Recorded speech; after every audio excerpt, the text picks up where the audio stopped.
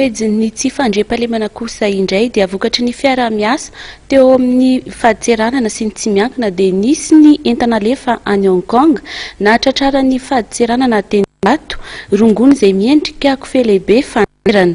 Mbola tsy voafaritra treto na cocaïne na héroïne ireto zava-mahadomelina no kasaina na ondrana antsokosoko ireto. Olona iray kosa no anaovana nadiadiana amin'izao fotoana izao. Claude Arasolson sy Mami Rasoanaivo.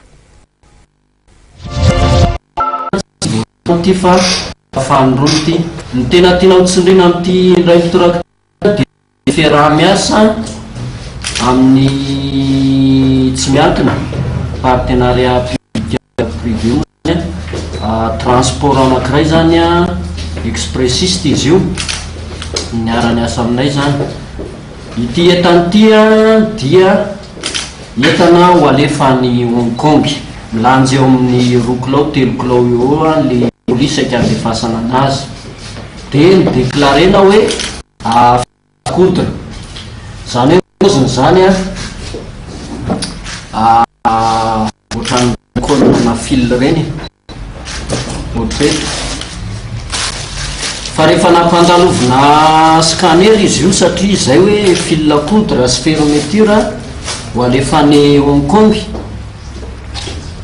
ohatrany zavatra zany dia nisy loko teny avy eo amin'ny scanner lokon'ny fil ty lokon'ity support ty dia ty lokon'ity zavatra ato anatiny ty. Zay zany na tonga anay ho tapa-kevitra hoe tsy mazavazava io colis io. Kanjo tokoa moa zany ana le izy dia hitatsika izao poudre blanche io. Izy io zany tonga dia fa mitire conclusion zay fa produit natika io raha izao fahitana azy. Nisy anankiray ohatran'io natao ihany koa teo amin'ny tamin'ny volana aogositra dia efa voaporofo fa cocaïne izy zay. Raha fa minavinana azy tsy latsa-datsaky ny 50 grammes eo ngambo ty anankiray ty rehefa ho asorina hoe 50 grammes fois 6 zany eo 300 grammes eo zany.